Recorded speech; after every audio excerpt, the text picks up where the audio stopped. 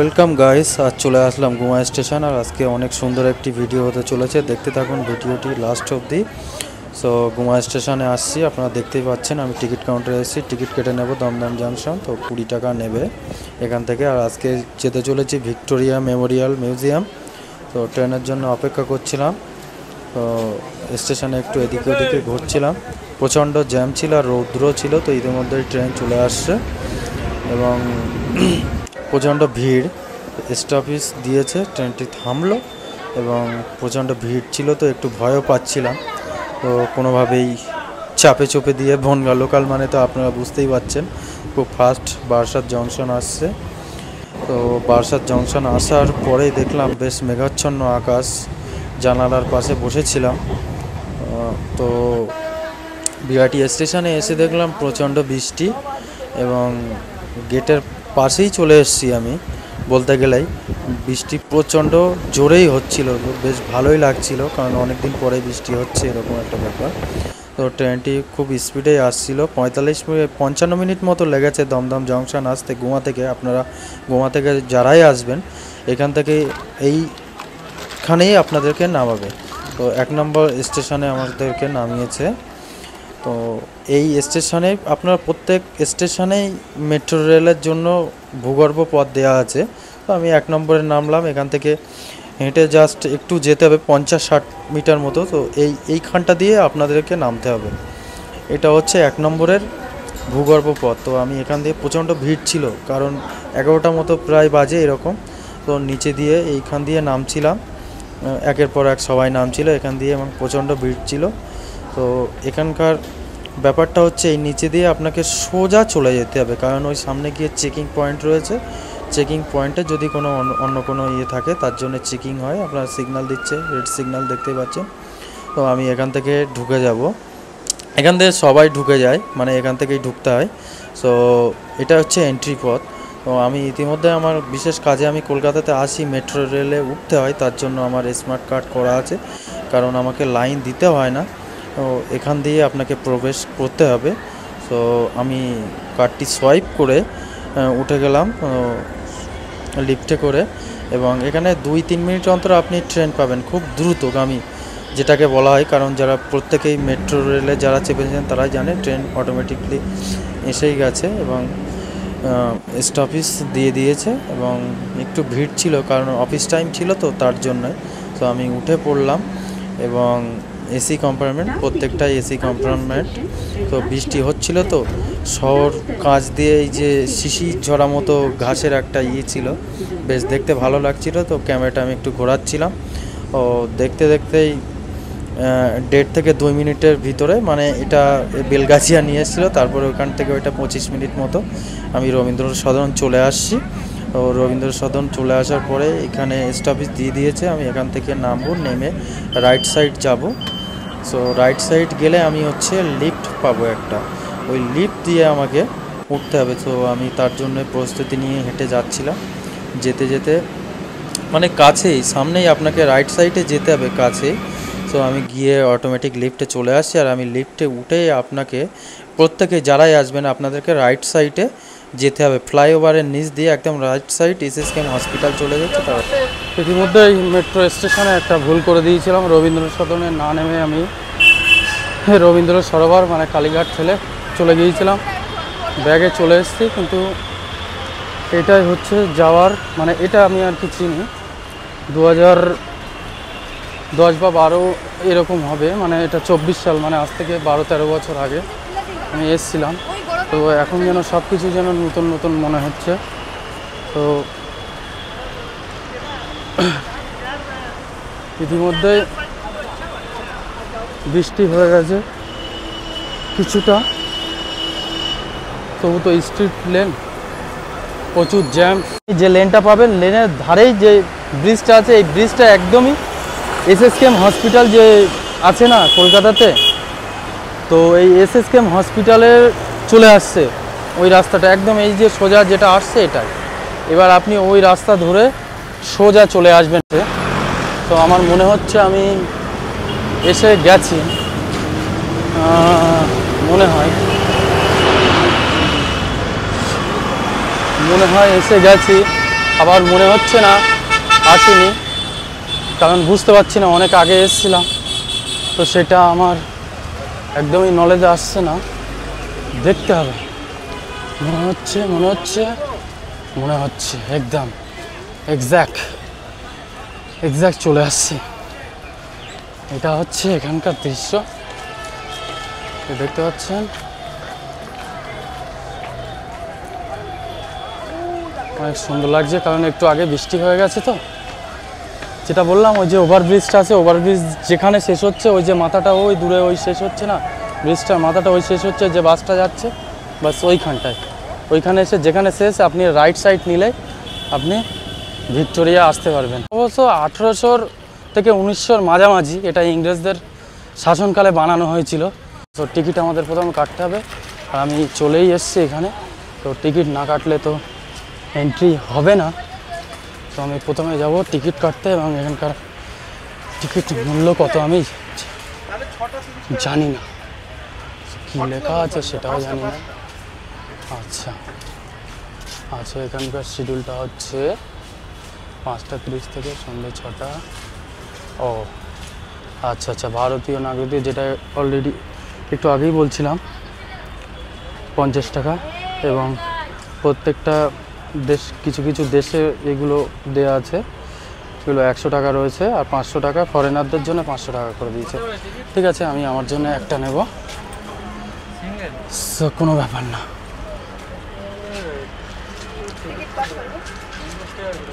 আচ্ছা, আমাকে একটা দিন।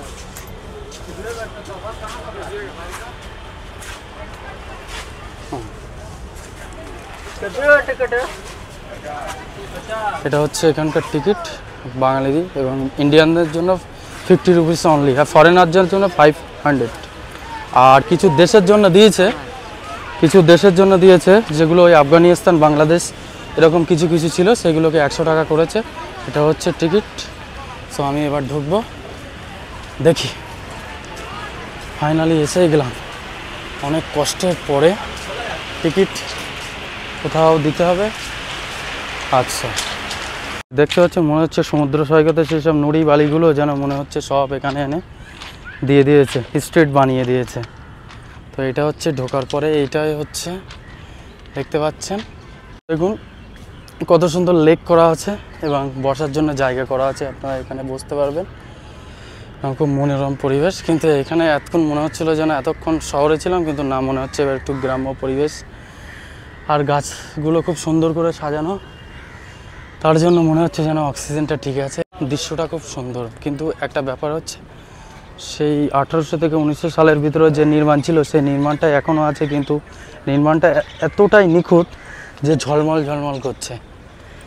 এত সুন্দর মিউজিয়ামটা নিখুঁত অঙ্কন করেছে, তখনকার ইঞ্জিনিয়ার দিয়ে নিশ্চয়ই করেছে ইংরেজরা, তো এর বিকল্প কিছু নেই। তো এর দৃশ্যটা হচ্ছে, দেখুন মেন ভিউটা হচ্ছে এই। তারপরে আমি যাব, এবং আপনারা আসলে যেভাবে আপনাদেরকে দেখিয়েছি ঠিক সেম এইভাবে আসবেন, আসলে এখানে আসতে পারবেন এবং দেখতে পারবেন। আর বাকিটা তুলে ধরার জন্য চেষ্টা করছি, দেখছি। সো কোথা দিয়ে যায় ওটা মনে হচ্ছে যাওয়ার পথ, না কোনটা যাওয়ার পথ তো বুঝতে পারছি না। ফটোর পরেই ফটো উঠছে, এই সাইড থেকে দেখুন কত সুন্দর লাগছে।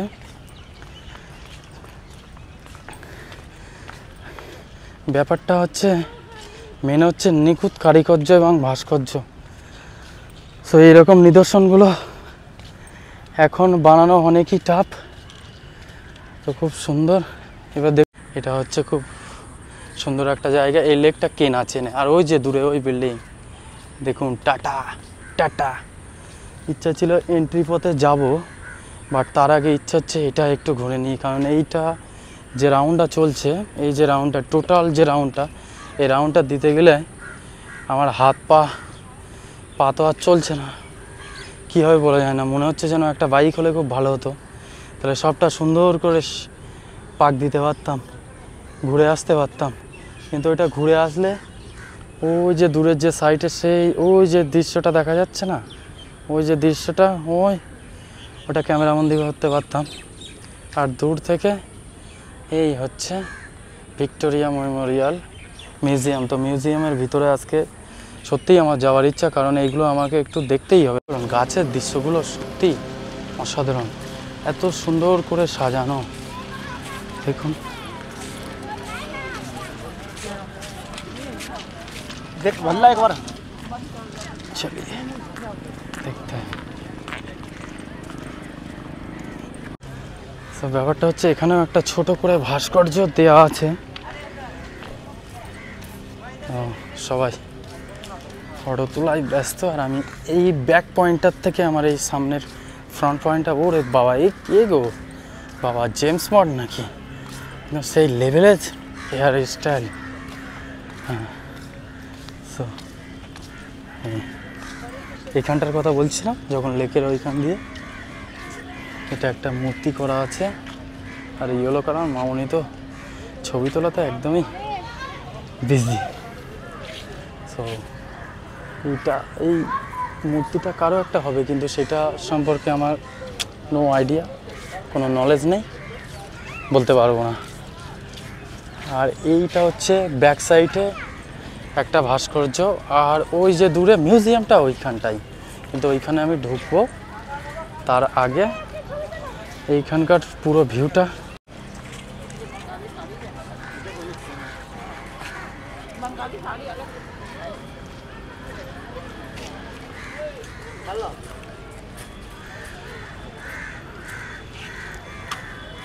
এখানে সাইডে লেক আছে।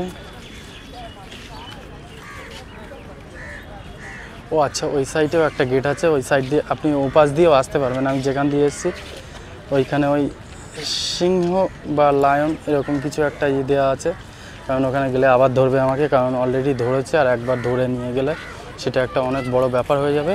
তো চলুন, এখানকার ভিউগুলো অলরেডি দেখালাম, সুন্দর। আপনারা আসলে এইগুলোই দেখতে পাবেন, ভিক্টোরিয়া মেমোরিয়াল।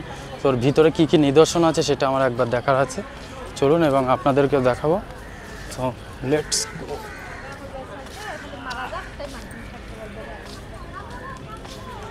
নানা ভাষা, নানা মত, সবাই মিলে থাকি। সো এটা হচ্ছে ব্যাপার। চলুন, এরপরে মেন গেট পিছনে, অ্যাকচুয়ালি যেখান দিয়ে আমি আসলাম ওটা হচ্ছে আপনার ঢোকার সময় আমি যেটা দিয়ে ঢুকলাম, ঢোকার পরে ওইটা হচ্ছে এক্সাইড গেট। আর এই যে দূরে, এই যে ওই দূরে দেখতে পাচ্ছেন ওটা হচ্ছে এন্ট্রি গেট। এইখান দিয়ে ঢুকতে হবে আপনারা। ওই মানে রবীন্দ্র সদন হয়ে যেটা এসএস ক্যাম্পের পাশ দিয়ে আসছে, ওইখান দিয়ে আসলে আপনারা এটাই ঢুকতে পারবেন, মানে ওইখান দিয়ে ঢুকতে পারবেন না, আপনাদের ব্যাক সাইডে আসতে হবে, এই পাশ দিয়ে যেতে হবে আপনাদেরকে। তো আমি এতটুকুই জানি, গেলে আমাকে আটকাবেই কনফার্ম, কারণ ওখানে খুব কড়া চেকিং হচ্ছে, খুব কড়া এবং স্ট্রিক্ট। আর ওই যে আছে, আমাকে সালা আটকাবেই, কারণ তখনই আটকে আমাকে একবার সিগন্যাল দিয়ে দিয়েছে অলরেডি। সো আমি আর চাই না বিষয়টা দ্বিতীয়বার অ্যালাউ হোক। চলুন, মিউজিয়ামে প্রবেশ করছি। সো এই যে মন্ডে মানে ক্লোজ, সোমবার বন্ধ থাকে, এটা অলরেডি লিখে দিয়েছে। আর এই টিকিটটা আমি নিয়েছি, ওরা ওখান থেকে ঢোকার মুখে ছেড়ে দিয়েছে, এবং এই টিকিটটাই 50 টাকায় আপনি ওই মিউজিয়ামে ভিতরে ঢুকতে পারবেন। সো যেতে থাকছি, দেখি security guard, security check post. So এখানে আমাকে হাইদর্শন টিপু সুলতান ভিক্টোরিয়া মেমোরিয়ালের ভিতরেই এসেছি আমি, কিন্তু এটাকে আমাকে করতে দেবে না, তবু আমি একটু করছি কোনোভাবে। এটাকে ধরতে পারলে আমার খবর আছে। এটা দেখুন এর ভিতরের দৃশ্য, ইচ্ছা আছে। অ্যাকচুয়ালি মিউজিয়ামের ভিতরটায় চলে এসেছি, এটা হচ্ছে মিউজিয়ামের ভিতরে, এবং খুব সুন্দর একটি দৃশ্য। আর এখানে নিদর্শনগুলো রয়েছে, একেবারে সবাই ছবি তোলাতে প্রচণ্ড ব্যস্ত, এবং আমি ভিডিওতে ব্যস্ত, কিছু করার নেই। সত্যিই নিদর্শন। আর এখানে একটা কী রাখা আছে, কিছু একটা রাজাদের সেই সময়কার, জানি না, আমার জন্মটা তখন। Objection the month, object of the month কিছু একটা লেখা আছে।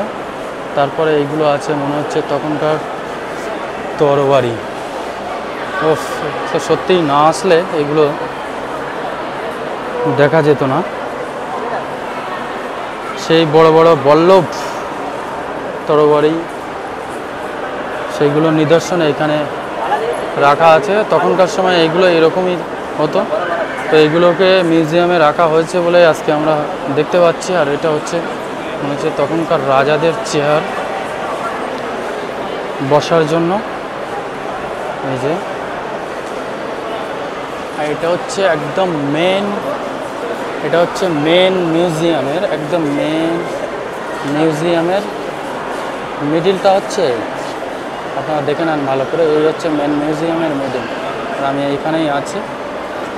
তো এই হচ্ছে সুন্দর। আচ্ছা আচ্ছা, এটা হচ্ছে তখনকার অনেক সময় ঢালের ব্যাপারগুলো শুনেছি, কিন্তু ঢাল দেখিনি। এটা হচ্ছে ঢাল, এইটাকে নিশ্চয়ই ঢাল বলবে।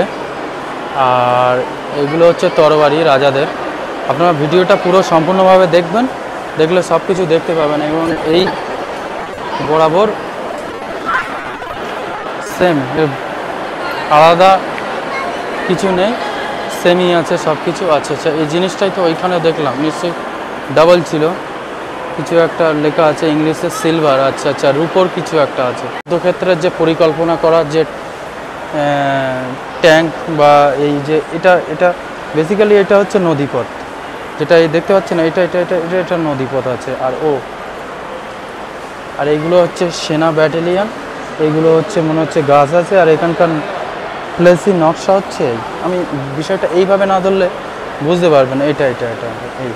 এটাই ওখানে চিত্র অঙ্কন করা হয়েছে। তো এরপরে আরও কি আছে দেখতে হবে, চলুন। এইগুলো হচ্ছে আপনার কি বলে, এগুলোকে কি বলা হয়? আচ্ছা, এ তো চাকু। অ্যাকচুয়ালি চাকু বলা যায় না, মানে চাকুর থেকে ভয়ানক জিনিস। এগুলোতে লেখা আছে কি আছে। আচ্ছা, কাটার নাইফ। আচ্ছা, চাকু। আর এটা হচ্ছে কাটার নাইফ। আচ্ছা আচ্ছা, এগুলো তো চাকু বলা হচ্ছে, এখানে লেখা আছে বিশেষ ব্যাপারগুলো। আর এইটা হচ্ছে, এটা কি আছে, বিসুয়া ডগার, মানে কি এটা? আর্মস। আচ্ছা, এটা আপনার ওই আর্মিদের কাছে থাকে এরকম কিছু একটা জিনিস। আচ্ছা, এগুলো আর্মসই বলছে। কাঁপছে কেন ভিডিওটা? আচ্ছা, এটা হচ্ছে ঢাল, এটা তরবারি, বল্লভ, এসবগুলো সেম। এখানে কি আছে? এটা কি আছে? এটাকে কি বলে আমি জানি না, এই ভাষায় পড়তে হবে, এটা না পড়লে আমাদের কি আছে, সব আর্মিদের কাছে ছিল বিষয়গুলো। আর এটা কি খুব বন্দুক, রাইফেল নাকি? এটা খুব ছোট? না, ভুল হচ্ছে, সবই তো নাইফ, চাকু মানে ছুরি আর কি, আর ঢাল। আর এটা কি কিছুটা তরবারি, এই ছুরি। আচ্ছা আচ্ছা, নাইফ, ব্যাপারটা হচ্ছে ছুরি আছে। চলুন এর পরে দেখা যাক। আচ্ছা, এইখানটা এক্সিট হওয়ার আগের বিষয়টা হচ্ছে এটাই, এইখানকারটায়। আচ্ছা, এইখানে আমি ঘুরতে পারবো, আমি মনে হচ্ছে আমি উপরে উঠতে পারবো ফার্স্ট টাইম।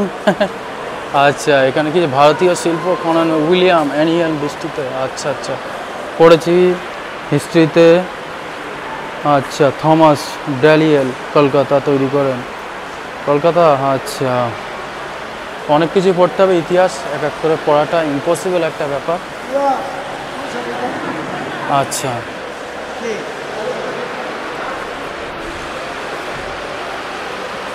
এগুলো হচ্ছে তখনকার খনন করার সময়। এটা কি আছে? The rope of Srinagar. আচ্ছা আচ্ছা, ব্রিজ তখনকার সময় যেমন ছিল সেইসব চিত্রগুলো এইভাবে তুলে ধরা হয়েছে। এই ভিডিওটা অনেকটা বড় হবে, আমি তো ফার্স্ট টাইম বুঝতে পারিনি, নাহলে বাইরের দৃশ্যটা ধরার আগে ফ্রেমবন্দি করার আগে আমি ভিতরের দৃশ্যটা আগেই ফ্রেমবন্দি করতাম। সো একটা করে দেখাতে গেলে আর শেষ হবে না। আচ্ছা আচ্ছা, এখানে কি আছে? আল সারিয়া ইসলাম দ্য ভলিউম। আচ্ছা, এটা হচ্ছে শরিয়াত উল ইসলাম, হানাফি মুসলিম। আচ্ছা আচ্ছা, এগুলো হচ্ছে মুসলিমদের কোরআন সম্পর্কে কিছু দেওয়া আছে, মানে বই সম্পর্কে। আচ্ছা, শরীফে কামিলা। আচ্ছা, মিউজিয়ামের ভিতরে এত সুন্দর একটা চিত্র দেখবো আমি তো বুঝতে পারিনি। খুব সুন্দর করে রক্ষণ করা পবিত্র কোরআন। আচ্ছা, এটা দেওয়া হয়েছে, এটা হচ্ছে মৌসুমি বাণী ওয়াদ আলী সাহা। অনেক কিছু লেখা আছে। এই যে যে যে যে বাণী কি আছে, এটা হচ্ছে ওয়াজিদ আলী সাহা, নৃত্য সঙ্গীতের কলাকুশল। আচ্ছা, সো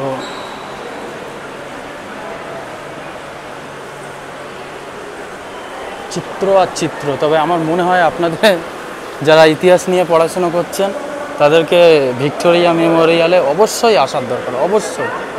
না হলে বোঝাই যাবে না যে ইতিহাসের কী চিত্র ছিল। এখানটায় কি লেখা আছে? ও বাংলার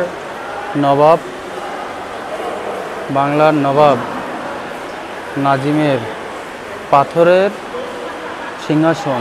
আচ্ছা, এগুলো এখানে লেখা আছে। আমি আপনারা এই ভিডিওটা এখানে স্টপ করে দেখে নেবেন, পড়ে নেবেন। এতটা পড়ার সময় আমি পাচ্ছি না। আচ্ছা, কোনো একটা টিচার এসে এনাদেরকে জিনিসটা গাইড করাচ্ছে, কিছু একটা বোঝানোর চেষ্টা করছে না হিস্ট্রিতে। ওই জন্য তো বললাম ছাত্র বা ছাত্রী তাদের আসা অতি অবশ্যই দরকার। এইখানটায় আসলে এইগুলো দেখতে পারবেন।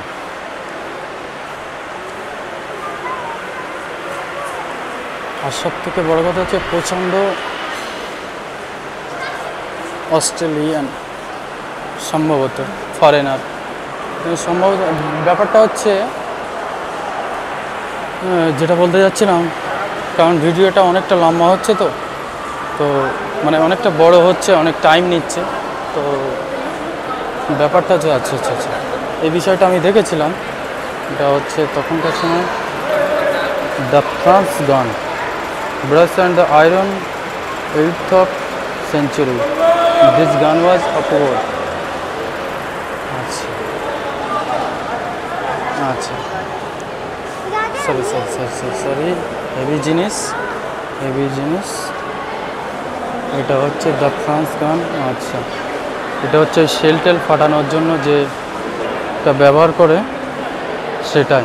তো এইগুলো এখন মনে হয় আর সে আগের মতো কাজ করে না, হয়তো কিছুটা রিপেয়ারিং করলে সেই জায়গাতে আসতে পারে। সেগুলোকে নিদর্শন হিসেবে রাখা হয়েছে, বছরের পর বছর এখানে থাকছে। ভিডিওটা অনেকটা লম্বা হবে। রাইফেল, সো এটা হচ্ছে রাইফেল, সেই সময়কার রাইফেলের এগুলো দেওয়া আছে প্রত্যেকটা নেম প্লেট, এবং কোনটা কি রাইফেল আছে, কোনটা কি রাইফেল, কি কি কাজ করে সেগুলো এখানে দেওয়া আছে ইংরেজদের সময়। তো এটা তখন আমাদের জন্মই হয়নি, কিন্তু সেই নিদর্শনগুলো দেখছি সত্যিই অনেক ভালো লাগছে। World War I rifle used, World War I মানে প্রথম বিশ্বযুদ্ধের সময় এটাকে ব্যবহার করা হয়েছে। Wow, nice. এটা পিচ্চি ঘুরে বেড়াচ্ছে, পিচ্চি মনের আনন্দে, কিছুই বোঝে না, সবাই ঘুরছে। আচ্ছা, লর্ড ক্লাইভ।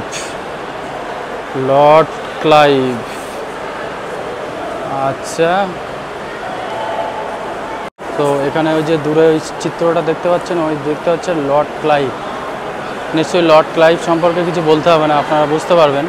মানে ইতিহাস যারা পড়েছে তারা বুঝতে পারবে যে কতটা শাসন চালিয়েছে ভারতবর্ষের উপরে। তো সেটা তার নিদর্শনটা আজকে দেখলাম এখানে। আমি সত্যি বলতে মিউজিয়ামটায় আগে এসেছি, কিন্তু ফার্স্ট টাইমের ভিতরে এসেছি। 1 মিনিট। আচ্ছা, এখানে কিছু আছে। ও সেই লেভেলের তরবারি, সেই লেভেলের। দেখুন, দেখতে দেখতে একটার পর একটা শেষ হবে না। তরবারি আর তরবারি, সেখানকারটা প্রত্যেকটা মডে মানে নাম্বারিং করা আছে, কোনটা কি। মানে এটা হচ্ছে দেখুন, sword with cover, iron cover made with leather brush, 1900 arm, leather 87 mm, 87 centimetre. বাবা। আর এটা হচ্ছে কি, এটাকে কি বলা হয়, এটা কি কিছু এটা আমি পড়তে পারছি না, এটা দেখি 1 মিনিট। আচ্ছা, cannon ball found the field. আচ্ছা, ফিল্ডে শত্রুপক্ষদের ধ্বংস করার জন্য যে বলটা ব্যবহার করা হতো সেই জিনিসটা এখানে তুলে ধরা হয়েছে। ওইটা গেল ইংরেজদের পার্ট, আর এইখানে আরও কিছু আছে দেখব, আসুন। তো হচ্ছে রাইফেল মডেলটা কি আছে, এটা হচ্ছে লেদার 86 আয়রন ওয়ার্ল্ড ওয়ার, এটা হচ্ছে রাইফেল ওয়ার্ল্ড ওয়ার, বিশ্বযুদ্ধের সময় ব্যবহৃত রাইফেল। এইগুলো প্রত্যেকটাই আমি চিত্র তুলে। ঈশ্বরচন্দ্র বিদ্যাসাগর 1820 বা 1891, টোটাল ওনার বিদ্যাসাগরের টোটাল ডেসক্রিপশান করা আছে মিউজিয়ামের ভিতরে। আমি অত্যন্ত খুশি হলাম। আর হচ্ছে বঙ্কিমচন্দ্র চট্টোপাধ্যায়, পড়া লাগবে না, কারণ বঙ্কিমচন্দ্র চট্টোপাধ্যায় সম্পর্কে যে না জানে আমি তাকে আর কি বলবো, কিছু বলতেই পারবো না। আচ্ছা, এখানে আছে রাসবিহারী ঘোষ, শিল্পী জেপি গাঙ্গুলি। মিউজিয়ামের উপর থেকে এর ভিউটা, কারণ মেঘাচ্ছন্ন আকাশ হয়ে গেছে, রৌদ্র নেই, ক্যামেরা ভালো আসছে না, খুব সুন্দর আগে আসছিল কিন্তু এখন আর আসবে না, কারণ আমি যত দামি ক্যামেরাই ব্যবহার করি বা দামি ফোনই ইউজ করি না কেন, কারণ ওয়েদারের সঙ্গে অনেক কিছু ম্যান্ডেট করে। ফ্লোরে আছি। সো ব্যাপারটা হচ্ছে ভিক্টোরিয়া ঘুরতে আসার, আমি যেটা বুঝলাম ঘুরতে আসার কিছু নেই এখানে। ঘুরতে আসার কি, এখানে অনেক কিছু বোঝার আছে এবং সেগুলোকে অনেক লাইফে সবথেকে যারা হিস্টোরি স্টুডেন্ট আমি মনে করি তাদের জন্য খুব একটা ভালো একটা জায়গা, কারণ ভালো একটা প্লেস এই জন্য, কারণ দেখানো অনেক কিছুই আছে এখানে আর বোঝার আছে। এখানে শুধু ঘুরতে আসাটা বড় কথা নেই, এখানে সবথেকে বড় কথা হচ্ছে বোঝা। ঘোরার দেখার জন্য তো পৃথিবীতে অনেক কিছু আছে, কিন্তু বোঝার জন্য যেসব জায়গাগুলো প্রয়োজন তার ভিতরে একটা অত্যন্ত সিকিউরিটি করা আছে, কারণ এনি টাইম যখন তখন রেড সিগন্যাল হয়ে যাচ্ছে এবং মানা করছে, মানে উল্টোপাল্টা করছে। সবাই হচ্ছে এখানকার সিস্টেম বা কালচারটা জানছে না, যার জন্য অনেক সমস্যা হয়ে যাচ্ছে। হচ্ছে দুটো ভাষাতে, হিন্দি আর ইংলিশে করা আছে। এটা হচ্ছে এই কামান যেটাকে বলা হয়, পিতলের, নিশ্চয়ই এটা পিতলেরই হবে। আচ্ছা আচ্ছা আচ্ছা আচ্ছা, এটা আমি স্কিপ করে গেছি, কারণ এটা স্কিপ করার কারণ হচ্ছে এটা আমি বুঝতে পারিনি, কারণ এই জিনিসটা এটা আমাকে একটু দেখতে হবে। এটা কি আছে, দূরবীন মনে হচ্ছে নাকি কি, এখানে এটা কি আছে? আচ্ছা আচ্ছা, same same same same rocket, হ্যাঁ, দূরবীন। ফটো তোলাতে সবাই ব্যস্ত, কিন্তু আমাকে ভিডিওটা একটু নিতে হবে, কারণ টপ ফ্লোর। वंदे मातरम क्या है इसमें, इसके अंदर क्या है देखते हैं। इसी कंपनी 1947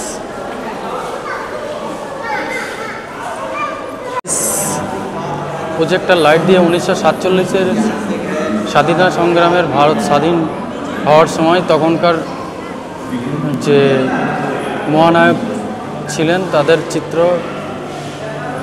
পর্দায় দেখানো হচ্ছে, এবং এটা হচ্ছে ভারতবর্ষের ম্যাপ। তো চলুন এরপরে দেখব। এটা হচ্ছে রাইফেল, একটা সিঙ্গেলই রাইফেল রাখা আছে। এটা হচ্ছে রাইফেল জাস্ট এখানে আছে কিছু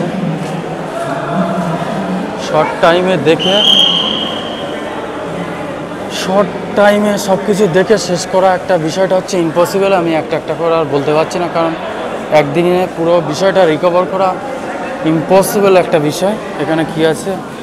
আচ্ছা, গান, revolver, many types of revolver, many types revolver.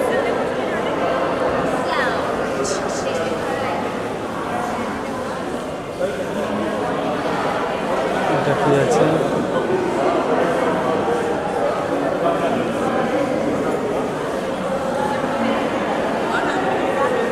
সেইগুলোতে মনে হয়, আচ্ছা তখনকার সময় আচ্ছা, এগুলো হচ্ছে ম্যাগজিন বা কার্তুজ, যেগুলো রিভলভার দিয়ে বার হয়। এটা খুব ছোট একটি রিভলভার, একদম স্মল রিভলভার, ছোট্ট। চলুন তারপরে দেখা যায়। দেখতে দেখতে শেষই হচ্ছে না। ও আচ্ছা, আজাদ হিন্দ ফৌজের সিম্বল। আচ্ছা আচ্ছা, সরি, এটা হচ্ছে ভারতীয় চিত্রের, পতাকা চিত্রের নিদর্শন। আচ্ছা, এগুলো হচ্ছে the fight for the freedom, স্বাধীনতার জন্য ভারতীয় লড়াই, ভারতীয় নৌসেনা। আচ্ছা,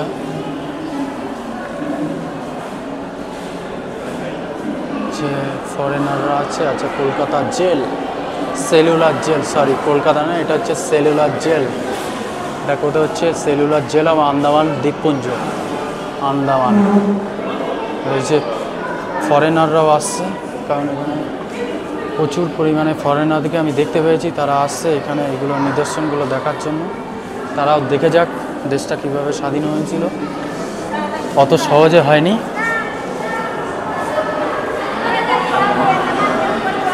ভারতবর্ষ, আমি ফার্স্ট আগেই বলেছি, নানা মত, নানা পথ, নানা বৈচিত্র্য, নানা বৈষম্য। এটা কি আছে? এটা হচ্ছে প্রজেক্টর লাগানো, প্রজেক্টরে দেখানো হচ্ছে সব কিছু, রাসবিহারী বোস, সুভাষচন্দ্র বোস, স্বাধীনতা সংগ্রামের ব্যাপারগুলো এখানে। আচ্ছা, কংগ্রেসের মেরু ইনসিডেন্ট। ঘুরতে ঘুরতে ভাষা হারিয়ে গেছে আর বলতে পারছি না, ঘুরতে ঘুরতে ভাষা হারিয়ে যাচ্ছে আর বলতে পারছি না, কারণ এতটা শর্ট টাইমে শেষ করা ব্যাপারটা হচ্ছে একদম ইম্পসিবল। আমি কি বলছি আমি আর নিজেই বুঝতে পারছি না। আপনার ভিডিওটাই দেখতে থাকুন, কারণ টাইম শর্ট হয়ে গেছে এবং শর্ট টাইমে আমাকে শেষ করতে হবে। এখানটায় সবাই আসছে। ব্যাপারটা হচ্ছে কি দেখাচ্ছে প্রজেক্টর। আচ্ছা, এখানে প্রজেক্টর লাগানো। এখানটা থেকে বেরিয়ে ইচ্ছা আছে ওই পাশটাতে একটু যাব, কারণ ওটাতে দেখার ইচ্ছা। আর এটাই হচ্ছে শেষ, পুরো টপ ফ্লোরে আছে, টপ ফ্লোর। ভিডিও তো প্রচণ্ড বড় হয়ে যাবে, কিছু করার নেই, কারণ শেষ করাটা আমার কাছে কঠিন হয়ে যাচ্ছে। এবার দেখুন, এবার চিত্রটা দেখুন। Wow, awesome, nice. এবার দেখুন, ওটাই হচ্ছে যেটা সিগন্যাল দিয়েছিল, ওটা হচ্ছে মেন গেট। এটা হচ্ছে পুরো আমি টপ ফ্লোরে আছি এবং আমি ভিতরে নিজেকে ক্যামেরাবন্দি একটু করলাম ফ্রেম, কারণ এটা আমারও একটা চ্যানেলে আমার নিজের সাথে থাকবে। আর অচিন পাখি চ্যানেলটাকে আপনারা সাপোর্ট করছেন, কিন্তু আর একটু যদি সাপোর্ট করতেন এবং এই তাহলে একটু খুশি বেশি হতাম, কিন্তু আপনারা সাপোর্ট করছেন, এতে আমি অনেকটাই খুশি। মানে আর একটু বেশি বলতে চ্যানেলটাকে আরও একটু এগিয়ে নিয়ে যেতে পারতাম এবং আরও ভালো ভালো ভিডিও আমি আনতে পারতাম। এবং আমার চ্যানেলটিকে লাইক, সাবস্ক্রাইব এবং কমেন্ট করুন ভিডিও কেমন হচ্ছে। যদি কোনো সমস্যা থাকে, যে আমার কথা বলতে আরও অনেক সমস্যা হচ্ছে, অনেক প্রবলেম হচ্ছে, ভিডিওর কোনো প্রবলেম, সেটা তুলে ধরলে আপনারা কমেন্ট করলে সেটাও আমি শুধরে নেওয়ার চেষ্টা করব। এবং এই ভিডিওটি আমি আপনাদেরকে তখনই বলেছিলাম যে মিউজিয়ামের ভিতরে আজকে যাব, তো আমি অলরেডি চলে এসেছি। তো এরপরে মানে বেরিয়ে যাব বাইরের পথ হয়ে, আর হয়তো কিছু দেখানো হবে না। অ্যাকচুয়ালি ভিক্টোরিয়া মেমোরিয়ালের ভিতরে এটাই হচ্ছে চিত্র, এটা হচ্ছে মেন নিদর্শন। এবং চ্যানেলটিকে একটু শেয়ার দিন আর সাবস্ক্রাইব করে দিন, তাহলে একটু সার্থক হয় আর কি। মানে অনেক কষ্ট হয় গ্রাম থেকে উঠে এসে ভিডিও করা, কিন্তু একটা শহরে থেকে একটা ভিডিও করা একটা অন্যরকম। আর ওইখান থেকে অ্যাডজাস্টমেন্ট করে সব কিছু ম্যানেজমেন্ট করে করা, যারা গ্রামে থাকে তারাই বলতে পারবে যে বিষয়টা কতটা টাফ। সো আর কিছু বলার নেই, আপনারা আমাকে সাপোর্ট করুন এবং পরপর এর থেকে ভালো ভালো ভিডিও আপনাদের কাছে তুলে ধরতে পারি চেষ্টা করবো এবং ভিডিও দেখতে থাকুন।